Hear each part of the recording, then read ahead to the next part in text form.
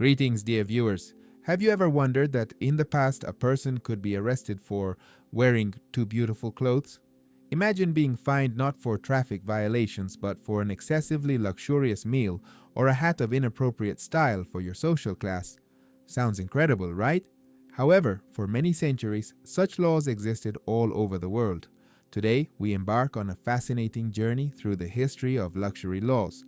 Amazing restrictions that regulated who could consume what.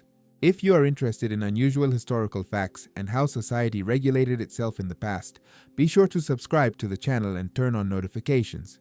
This way, you will not miss new episodes about little-known pages of history that help us better understand our present.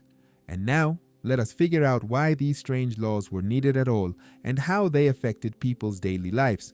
Let us start with the fact that luxury laws, or sumptuary laws as historians call them, existed from ancient times and pursued several goals at once.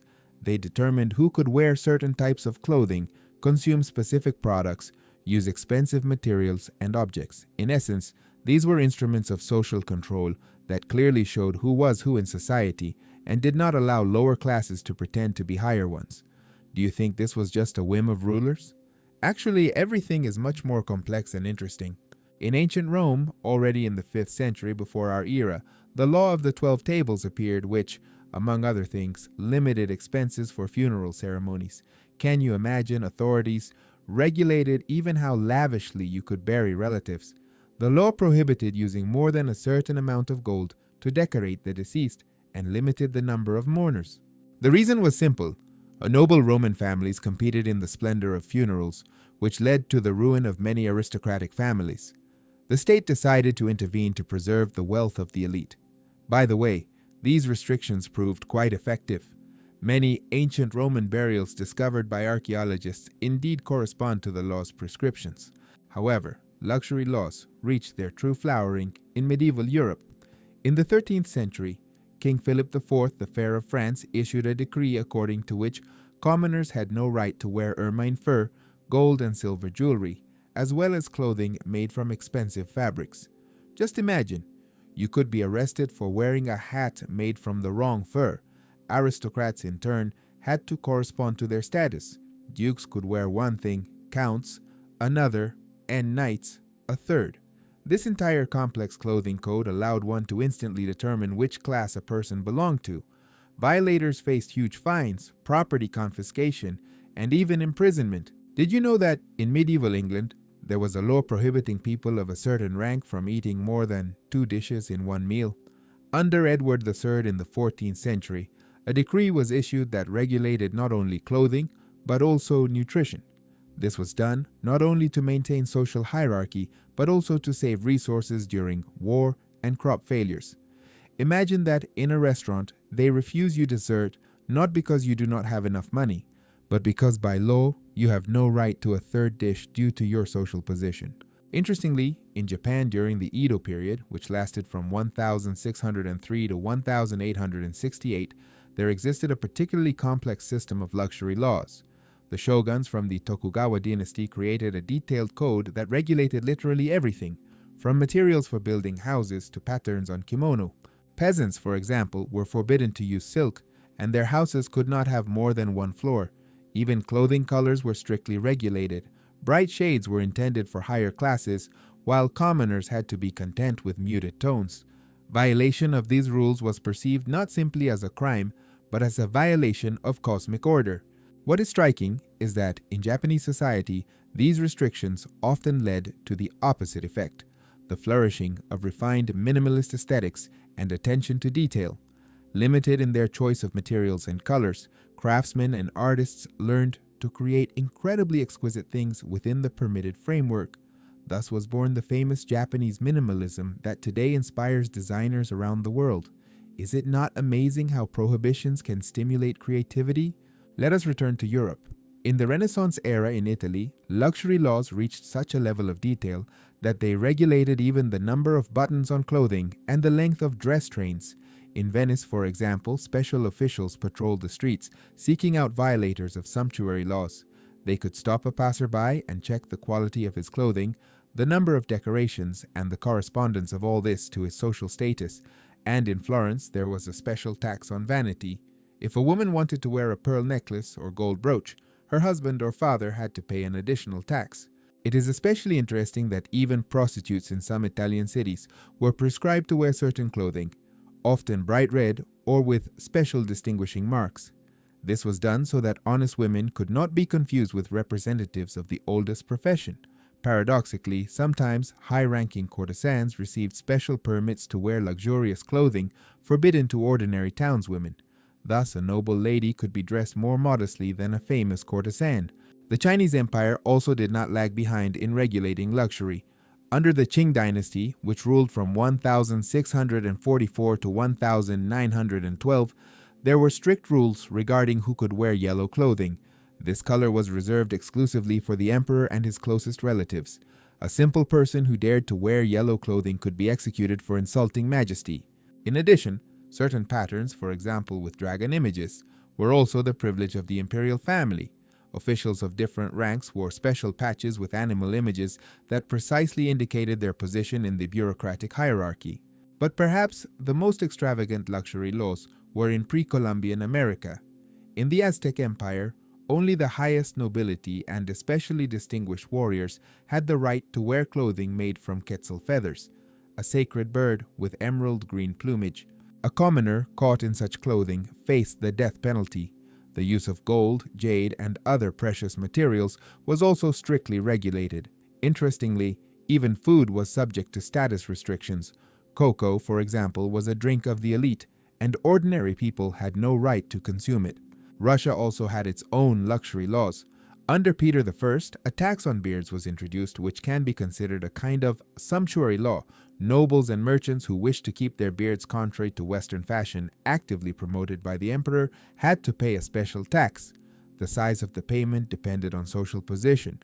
Nobles paid the most, first guild merchants paid less, and peasants paid a symbolic amount, and even then only when entering the city. After paying the tax, a special copper sign was issued, a beard token which should be carried with you. Another example of Russian status restrictions was the Table of Ranks, introduced by the same Peter I in 1722. It established correspondence between military ranks, civil service, and court titles, and also determined what privileges were due to holders of these ranks.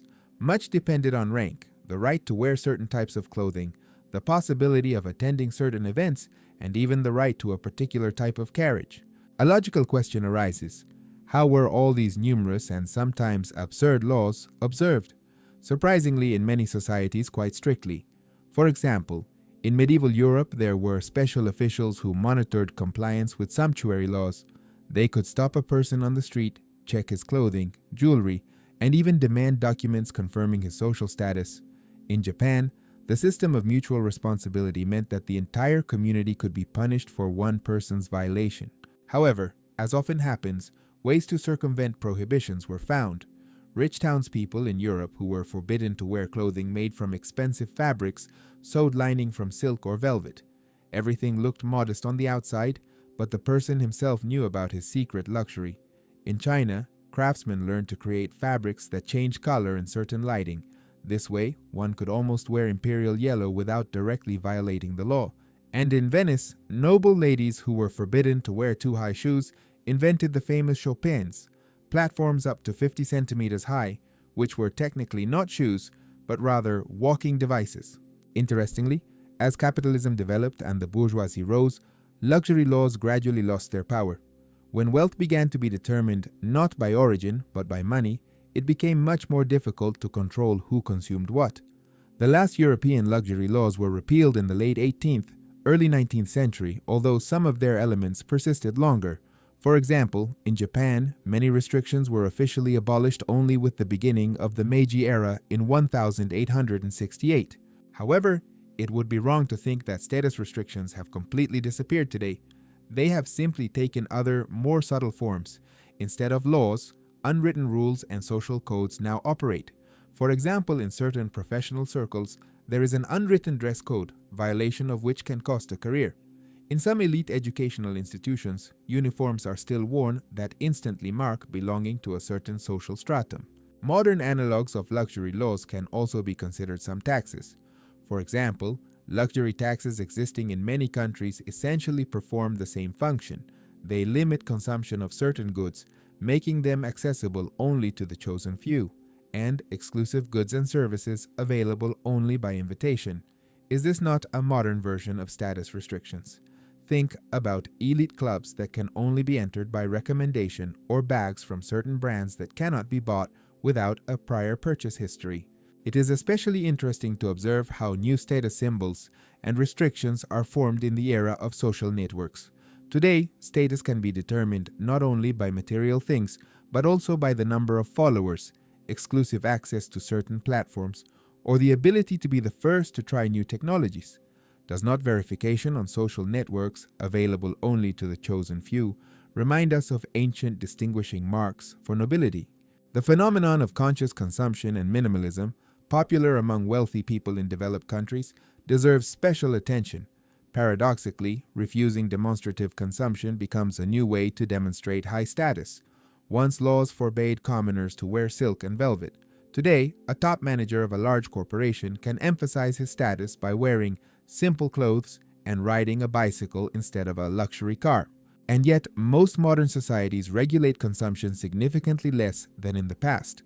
The democratization of fashion, mass production, and globalization have made many once elite goods accessible to broad segments of the population. Today, a person with average income can afford things that even kings could not dream of in the past. Exotic products, travel to distant countries, access to vast libraries of knowledge. If you think about it, the history of luxury laws is a story about how society tried to maintain stability through clear division into groups. When we look at these laws from the position of a modern person, they seem strange, absurd, and even funny to us. But for people of that time, they were part of the natural order of things, a way to maintain social harmony and prevent chaos. So we have taken a journey through centuries and continents, becoming acquainted with the amazing phenomenon of luxury laws, from ancient Roman restrictions on funeral ceremonies to Japanese regulations on kimono colors, from Chinese imperial yellow to Venetian chopines. All these examples show how inventive humanity can be, both in creating restrictions and in finding ways to circumvent them. I hope this video was as fascinating for you as it was for me when creating it. If you enjoyed our journey into the world of status restrictions, do not forget to like, subscribe to the channel, and turn on notifications so you do not miss new episodes about little-known and amazing pages of history. And in the comments, tell us what modern status symbols and restrictions you notice in our society.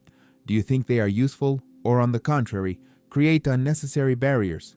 In the next episode, we will continue to explore amazing historical practices that at first glance seem absurd, but upon closer examination reveal the deep logic of their time.